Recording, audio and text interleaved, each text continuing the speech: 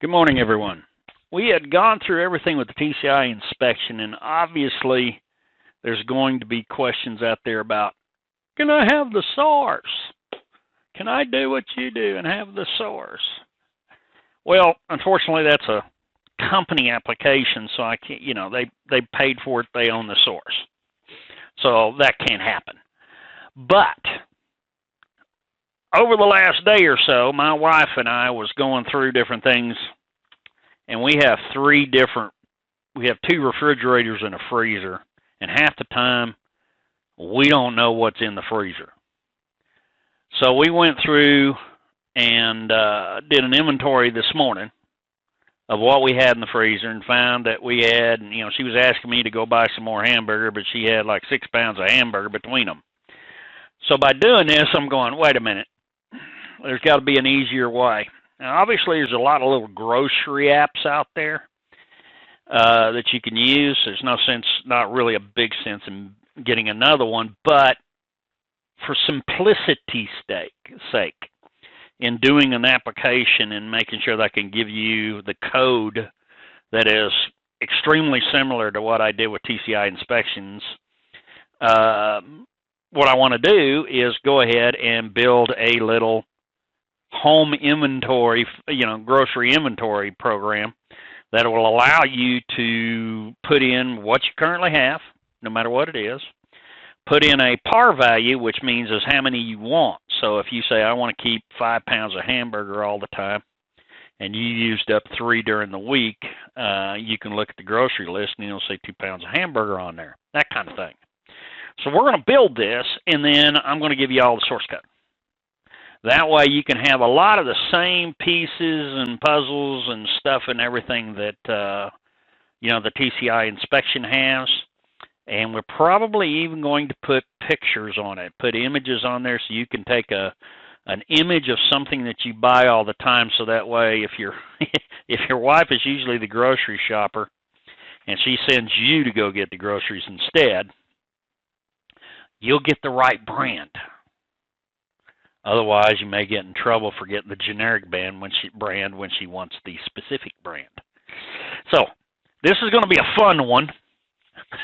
It's going to be a fun one, and we're going to go through it. Now, what I've done so far is I've created a database up there on my Postgres server. So it's out there on the cloud. You'll be able to use the one on the cloud if you want, or you can create your own. But there's 2 tables in this system. There's an inventory item table, which basically has just an ID to auto increment. It's got the owner ID, which we're going to have a login. Since some of you may be using my version of it, that's fine.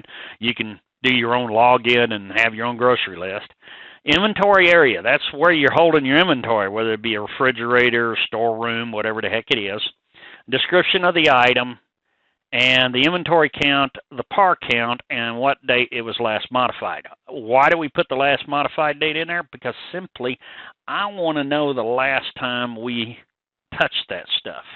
If it's been 6 months or a year, then it needs to get used. If it's been 3 months, it needs to be used. Now, we use those suction things to pull all the air out, so they last a lot longer, but there's still limits on what you deal with. So we got that, and then of course the inventory owner files, because there's only 2 files in this thing.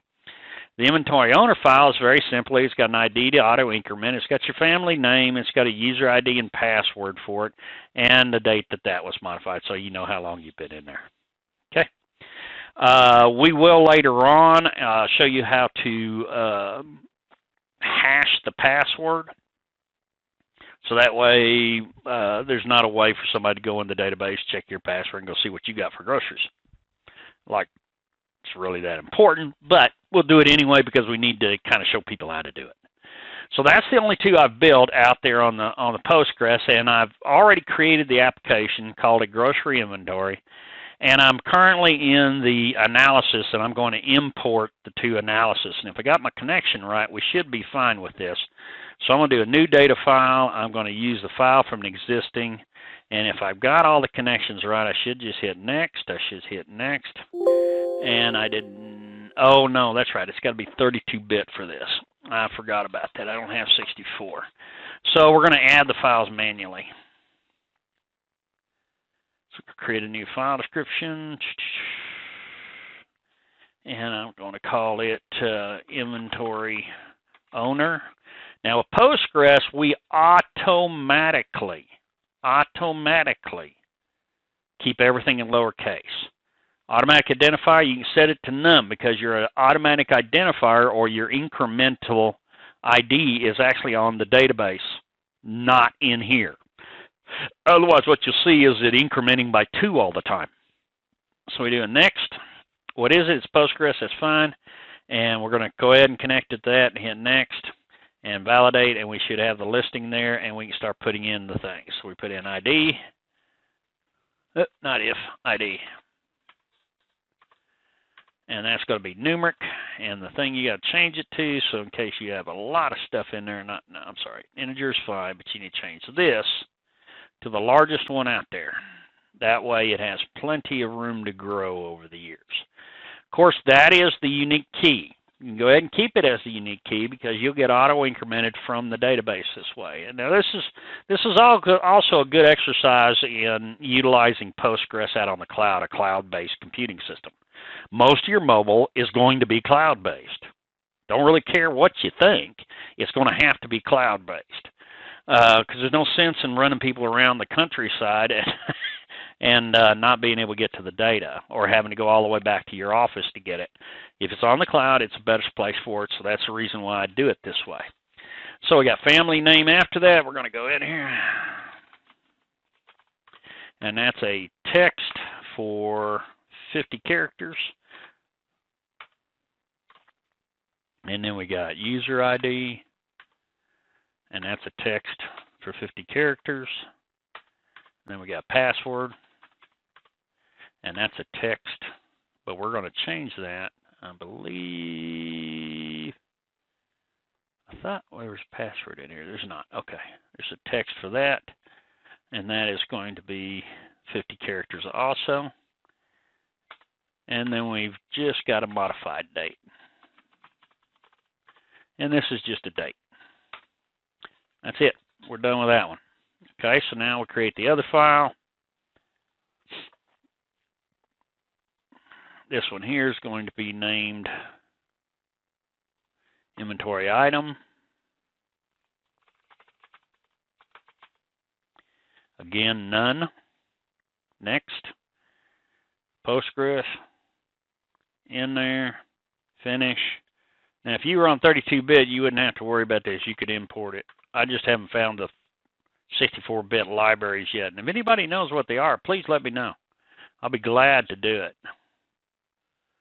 Okay, so we got a key here. And what it did was pull the ID from the other one to match, which is just fine with me. And then we got the owner ID. And that's going to be numeric also. And remember, this has got to be big int, because the other one's big int. So you got to come down here and do that. Okay? That gives you this correct size. Inventory area. And that's 255. So you can say back porch and behind the second building across the street from, whatever you want in there. Inventory item description. And that's going to be 80 characters. It's usually the title of what it is. Then we're going to go to inventory count.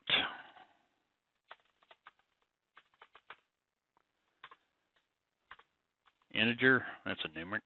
Leave that as integer. And then par count.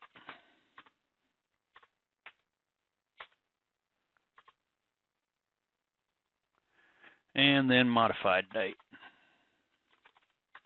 Of course, it can pull the modified date from the other one. Of course, if I spelled it right, let's do it right here. Modified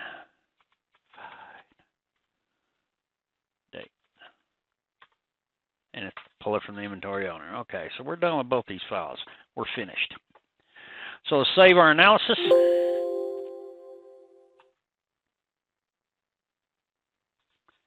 Let it save and do its thing.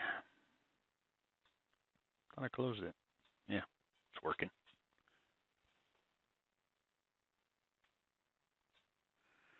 Once that's all done, saving the analysis, we can go on to the next section.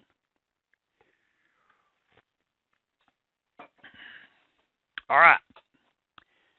We are now where we can create a window and get things started. Now, understand that as a preference of how we do things, there's not necessarily a set of rules to do it, but we have a preference since we use SQL a lot. Even with HF SQL, we use SQL most of the time. We use class-based systems as well as RESTful calls in order to update the data. The application itself will retrieve the data and show it on the screen, save it locally temporarily, but every time you fire it up, I want to go get fresh in case something else changed. My wife changed something or something like that, or even in the background, we're going to change in case my wife's out shopping and I want to know what the hell she's doing. Bottom line, this is how things work. So I use RESTful calls for all of the data manipulation, retrieval, add, change, and delete, period. And then the application itself has got one file in it that is doing nothing but locally storing whatever's been retrieved for the next time you open it up. And you can always refresh it. So I did forget one file in here, and we're going to put that right back in there. So we got a new file again. And the new file of that is going to be called HF inventory for hyperfile. That's going to be a hyperfile classic because that's the one that's going to go onto the mobile device. And that's all it's going to do is the mobile device. And we're going to go there and finish. And we can have the inventory ID. And actually, I'll set that back to ID. Because I don't care, and that's fine. And then that needs to be an auto increment. I'm sorry, we need to have that as an automatic ID, and we'll tell it on this file only. And then we got the table name, and then we've got JSON data. Okay. What that does is just says, okay, here's the data I pulled for this table. That way it's a little quicker, and then you can always go refresh it afterwards. And we really don't need much more than that. This processing is going to be immediately. Now, the other thing you can do, and I do this, is I'll set up custom folders. So I can do SQL for one, grab these two, put them in there, and get them out of the way. And then create another custom folder and put it HF. Take this one and put it here. And the reason behind that is that you're going to do a connection. You're going to set up inside, depending upon which configuration you're on. One's going to have a connection going to the HF, which is fine, and not to SQL. And the other one's going to have a connection going to SQL, but not HF, because they're two separate apps, or basically two separate functions. Okay, so we're done with that. Let's go on to the next step. Now what I'm going to do is as I finish each one of these, because I got about an hour before I have to leave, however far I got, I'm going to do a backup of the application and put it up on my Dropbox along with a link when I publish this video, so that way you have a chance to say this is how far it goes and you can follow along. And then you can see the changes as we move to the next level. Okay, so what's the first thing I want to do? Well, the first thing I really want to do is I only want to create a configuration, a new one for the RESTful program, because I usually do the database first. That's just it. So I'll put in REST. I'm going to tell it it's a SOAP REST service. I'll call it a REST service. And I'm done. Now, as you can see, it's going to create a set of global procedures. I'm changing those. I'm going to leave the global procedures there because I may use them in the mobile, but I'm going to rename it. So you got a mobile and a REST procedures.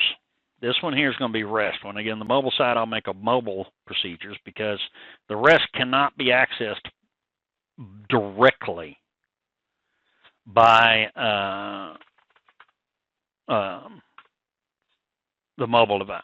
It has to be done through calls to the Restful, which is what I'm doing on here in Rest Inventory. Okay? I'm not going to create an entry point right now because I got nothing to create it with. So let's go down here and let's go into the rest procedures is what we got. We got to do a few things. If you want a layout of your IDE like mine, we have several videos out there about how to do the IDE and links to download our IDE schema that you can put in and change it. So if you're looking at this as how did you get to that area, we've got it all set up and we can certainly get it to you. The thing I've got to create now is the classes I want to use to manage the system. And this is not going to be difficult. All I have to do is go down to the SQL. I go to the inventory item. I can tell it to, there was another one he did. Okay, let's do it. We're going to create a class, call it inventory item. Now this one here you can spell as you wish. And hit OK. And what was notified or what was discussed out there on the forum one day up there on Facebook, on our Facebook group, is the fact that you could do this and then come down here and highlight all of these and just drag them up and drop them. Of course, it still creates the mapping, but you don't have the other mapping stuff around it, so it's easy to hold down the command key and get rid of that. Hold down the command key and get rid of this. How come it didn't take mine? That's just wrong. Okay. It's supposed to be using the Wxperts version. So take that. Okay, so now then you Control R. We'll clean that up and make it look nice and pretty. Okay. And we just save it. We're done with that. So let's go over here to Project and go into the description. We're going to go down to the Advanced, Options. It's WX Charter. That's what it's supposed to be.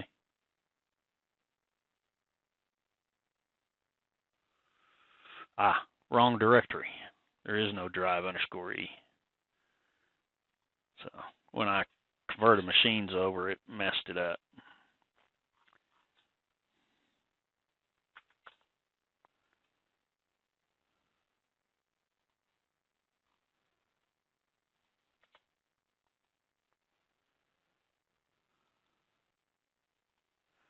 Okay, that'll probably help. Okay, so let's go ahead and close that off. We got to do another one, which we did the inventory item. So we're going to create another class for the other one, which is your inventory owner.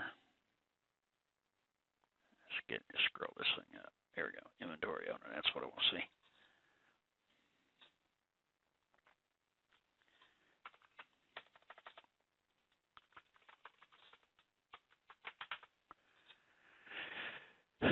Make sure you're only doing in the current configuration. I have to change the other one, but you do this only in the current configuration, you won't have much of a problem. Okay, so we've done that.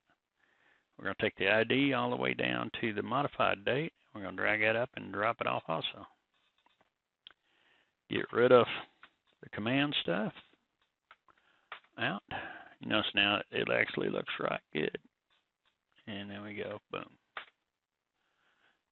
Highlight those lines, Control R. And we have got an inventory. All right. Those two being done, we got to build the management classes.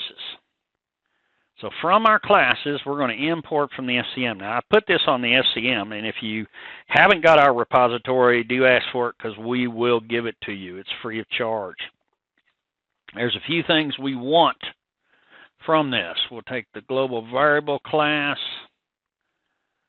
We're going to take the WManager class.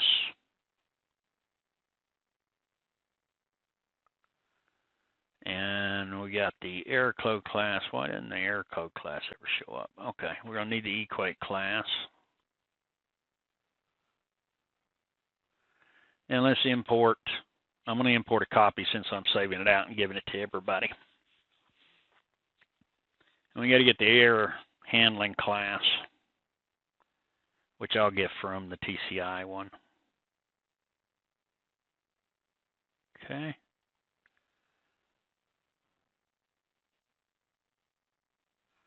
So put in all the classes and import a WDC file. We can go back here to window.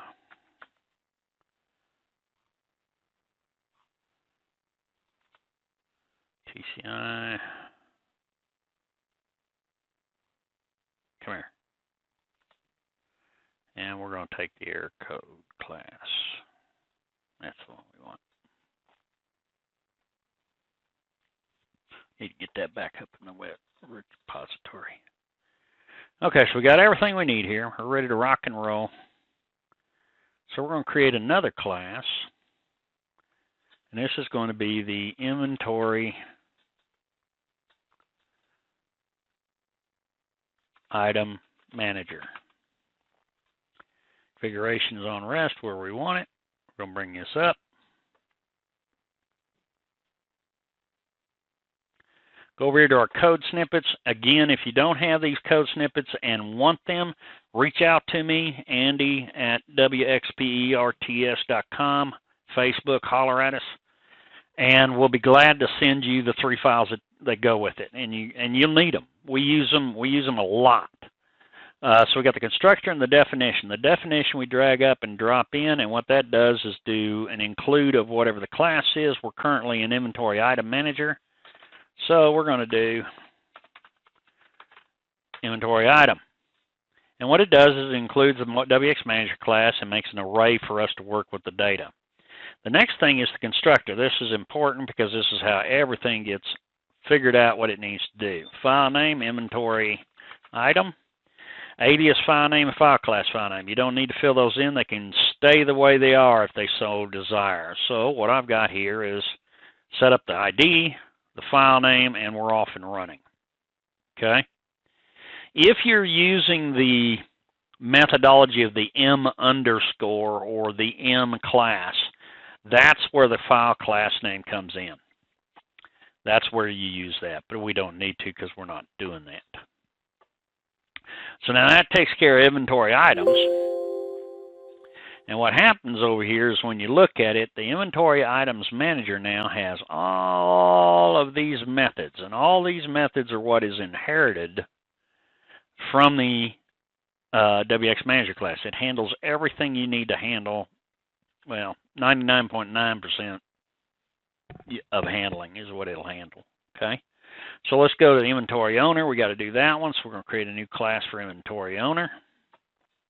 It's in rest, so inventory owner manager. And we'll say okie dokie. Again, we go over to our code snippets. We get the definition, throw it up there.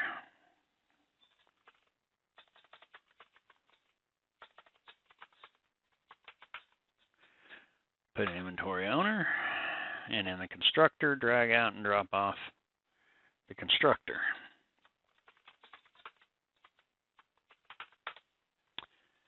All right, so we got that one down. Now, the reason why everything starts with ID is because I actually have in these code snippets where I'm looking straight at ID. I use everything, so everything starts with ID on that, and you don't have any issues with forgetting what you're, or needing to know what it is. Okay, so we got both classes. We're off and running. Now, in order to manage this stuff, you need to have a connection variable, okay? And I'm going to give you the connection variables to this particular database. So we do dbcon, and this is where we're going to be in the configuration because you don't need the connection variable when it comes to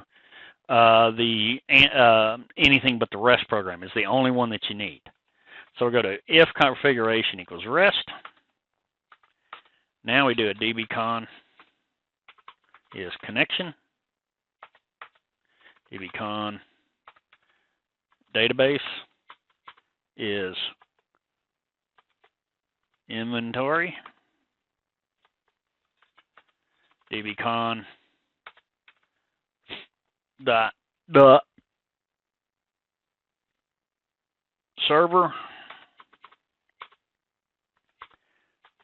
pgdata.ccscowboy.com, dbcon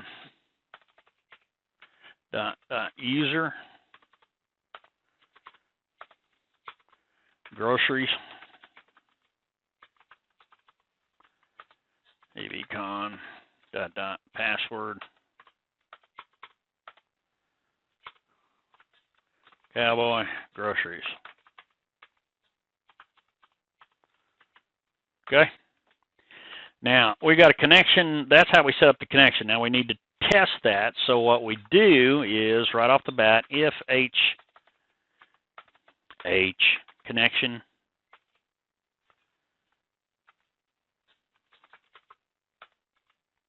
open connection. I'm sorry, I get it straight. For dbcon equals false, then we want to return. We want to give an info. It's not going to do anything because you're never going to see it on a rest, but at least we know something happened because it'll put it in the log file.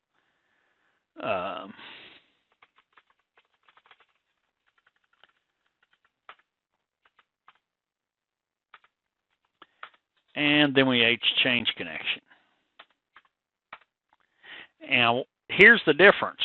You remember it says all files. Well, I don't want to change the HF file. I have no idea to change the S file. The only thing I want to change is SQL. So it'll do every file that's in the SQL folder, which is the cool thing because I don't have to worry about the other one if I do it that way. Okay? Some people say, well, why don't you just leave it as the Postgres or the connection inside the analysis? Well, it's pretty reasonable. Why is that if you have a test database, that's the one you're going to run out of out of your analysis, so you can make changes to it and stuff while the end users are still using the database that is live. And this one here is the live one, so you can put an if test mode around it. Don't do nothing. Otherwise, do all this. And it works out nicely that way. Okay? So at this point in time, there's not a whole lot more we need to use except for we have put in the wxmanager class connection equals dbcon. Okay? That's pretty much it. Now we can start building REST calls. We're going to have a new global procedure down here. We're going to call it ACD for add, change, or delete inventory owner. That's one. And then also, we're going to create a verify user. Verify login. Let's do a verify login. That's the other one we're going to do. All right. Let's first go to this one. We're going to pass in user ID and password. And here's what we do. Manage your inventory owner is inventory manager. Inventory owner manager, rather.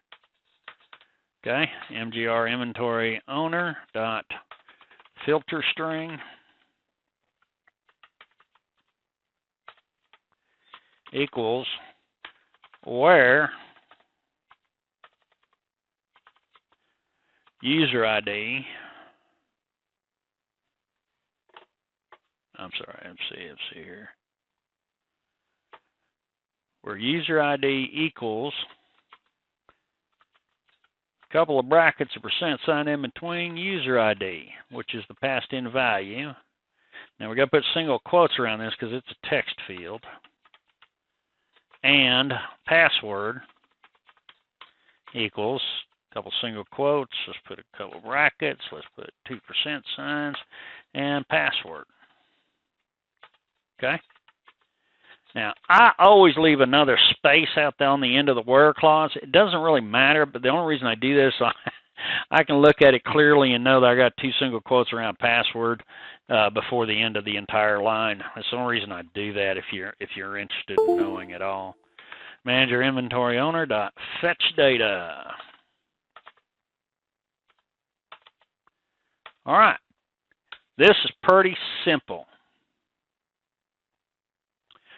I'm not on the Android app. I'm on the rest. Okay. All right, so let's see here. That means we got to go down here.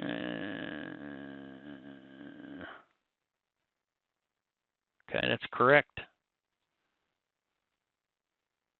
And that's correct. So that's the only ones you need to worry about. If MGR inventory man owner AAR rec dot count is greater than 0, result true, else result false. Now, I'm putting these in quotes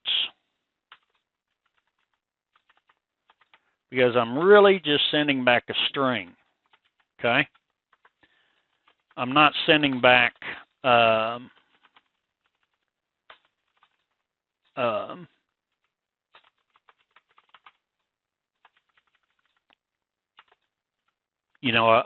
JSON record or anything. I don't need to because we don't have anything special about this. All I want to know is, did I find them or didn't I find them? That's the only thing I need to know.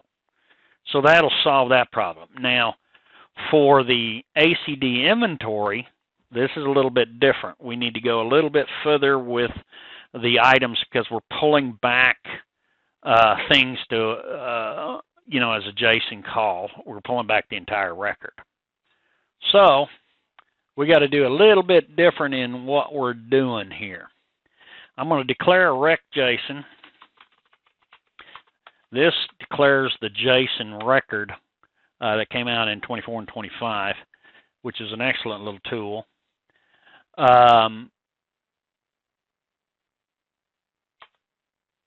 Then I always put an if in test mode. The reason why I do that is I can put a string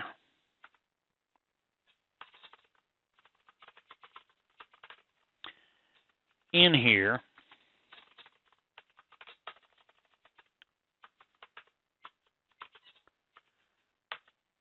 and I can always take a JSON record and put it in here and put it in between those two, and it will flat give me the ability to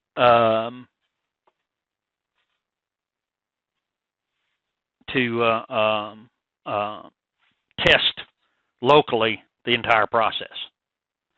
We'll do that a little bit later. Right now, we're just going to do it like this. So now we can do the rec JSON in there equals test string because it should come back correctly. Okay.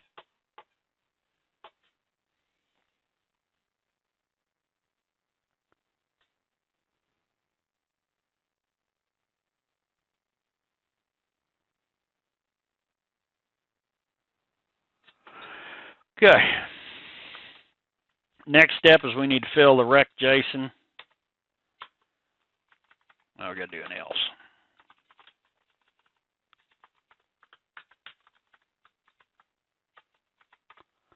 Equals web service parameter. Okay. The web service parameter will then bring in very nicely the param buffer, and that brings in the JSON that you sent. Okay.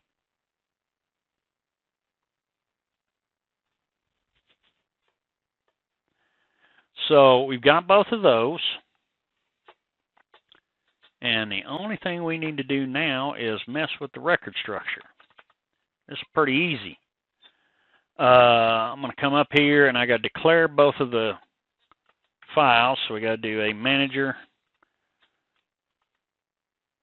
inventory owner is inventory owner manager, rec inventory is inventory owner. So down here, easily enough, we put in rec inventory owner equals rec JSON manager inventory owner dot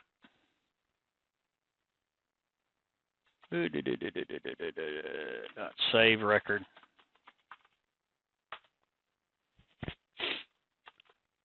Rec inventory owner dot ID rec inventory owner dot action type. Now you wonder where the action type comes from because it's not part of the table. It's not supposed to be. Okay. Now the thing, and I'm going to show you why we do that here in just a moment. The next thing I'm going to do is a result. Ret JSON for the return JSON is JSON equals rec inventory owner. What I'm doing here, result ret JSON. What I'm doing here is I'm going to make sure that the full record of whatever I put in there comes back to the mobile with the ID that was created. I get the new ID number that way. How do you get the action type? We're going to go in here underneath the inventory owner. We're going to add one field. This does not have to be added to the database. Does not have to be added to the database. Okay? And this is action type. The only reason we do this is so that way we can send to the Restful program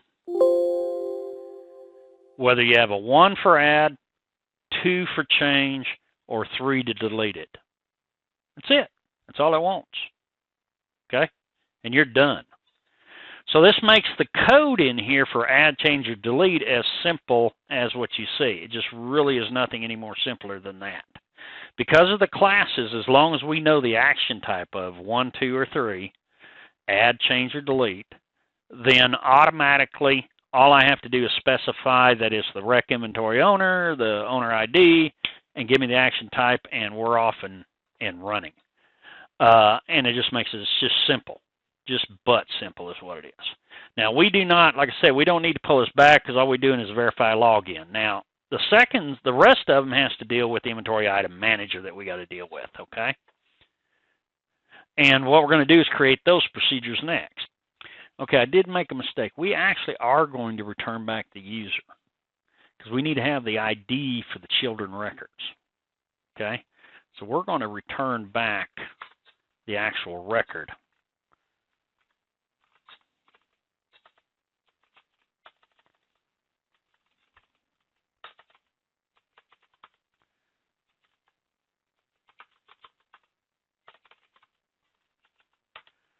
To this.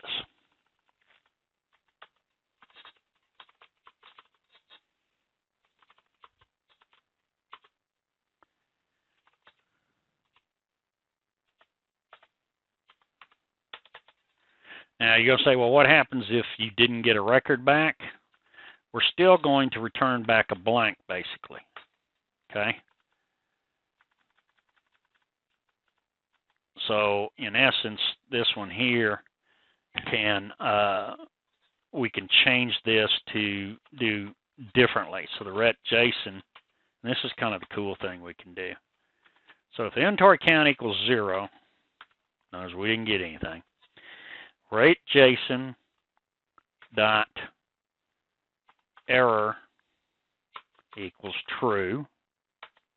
Ret JSON dot error message invalid login.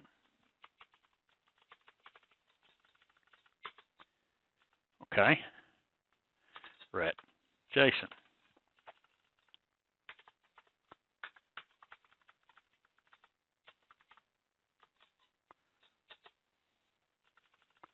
Else, get rid of this. Ret JSON equals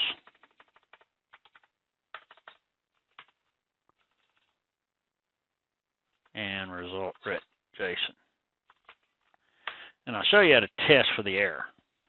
Okay. So what's going to come back is in the ret JSON, it's going to have an error message, or it's going to bring back the entire record, one of the two. And I apologize for not thinking about that to start with. But we need to do it that way. Okay, so the next step. Okay, so let's create the other two items, and then we're going to call it stick a fork in it because I'm going to have to leave. I may do another video this afternoon, but this one will be up here today for sure, and then we'll finish it off. Probably tomorrow. Tomorrow's Sunday. I can do another video tomorrow. We can try to get most of this done, because if I don't get it done, it won't get done. It's like anything, cobbler's shoes. All right, procedure. Fetch inventory. This says, give me everything we got. And what I'm going to do here is I'm going to put owner ID, because we want to pass in the owner ID for this one. So we're going to manager inventory.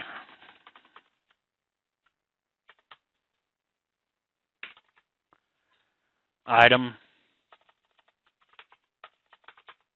is inventory item manager. I don't think we need a rec because we're just going to pull back everything at the moment. And we're going to do then a manager inventory item dot filter equals where owner ID equals %17 owner ID. Okay. Manager inventory item dot filter string. I'm sorry, fetch data rather, bonehead. And how do you result that? This is the easy part. Ret JSON is JSON equals integer inventory item dot arrec. Result ret JSON. That's how easy it is. This is the reason why we use the classes, because we've already built everything. We don't need to do it any other way. So now we need to do the procedure ACD inventory item.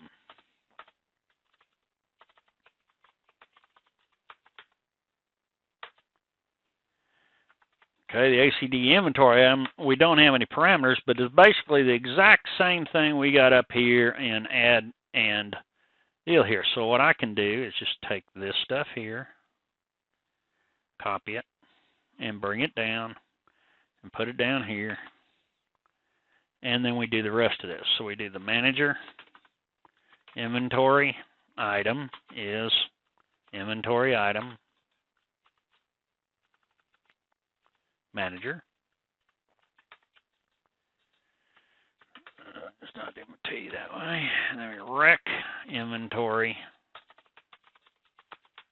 is inventory item. Got both of those. All right, this stays the same. That stays the same. We got all the testing stuff in there. And then I'm going to do item. Item. Item. Change all these to item.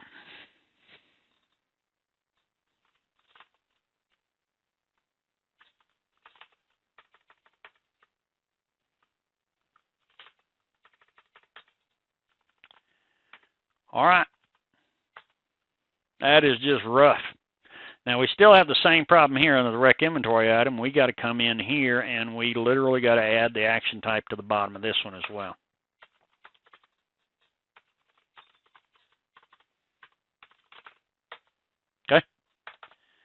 That way, no problemo. We don't have any issues. We can send a 1, 2, or 3 for add, change, or delete, and you're off and running. Okay? Everything is done. So at this time, okay, at this time, we don't have anything more to deal with on the REST program except for building the REST calls. So let's do that. Come here to the REST calls. We're going to do a new, create an entry point. Next, what we're going to do, we're going to come down to our REST procedures, and we'll just start at the top. Next, this is going to be a post. Post sends JSON to it in the web parameter buffer. Get does not. So I'm going to do the resource now. It's going to come in here, and it is ACD inventory owner, I think. Which one was it? We'll do it this way. And let's do fill automatically. Yeah, there's nothing in there. ACD inventory owner. And hit OK. Yep, that's it. So it's inventory owner. We're good. That's how you set that one up. We're going to do the next one, create an entry point for it. This one here is going to be a validate or verify. No, we did inventory item. Okay, well, it changed it for us. We're good. I'm happy. So let's do inventory item. Let's do the inventory owner now.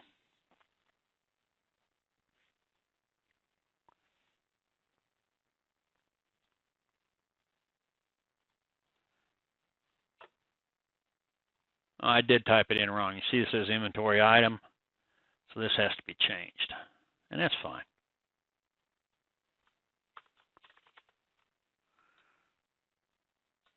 Okay, now we got that right. So now we can do a new, create an entry point. Next, what is the associated procedure? This is inventory owner this time. And this one here is going to be a post as well.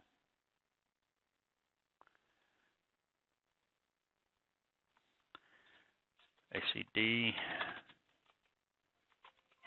inventory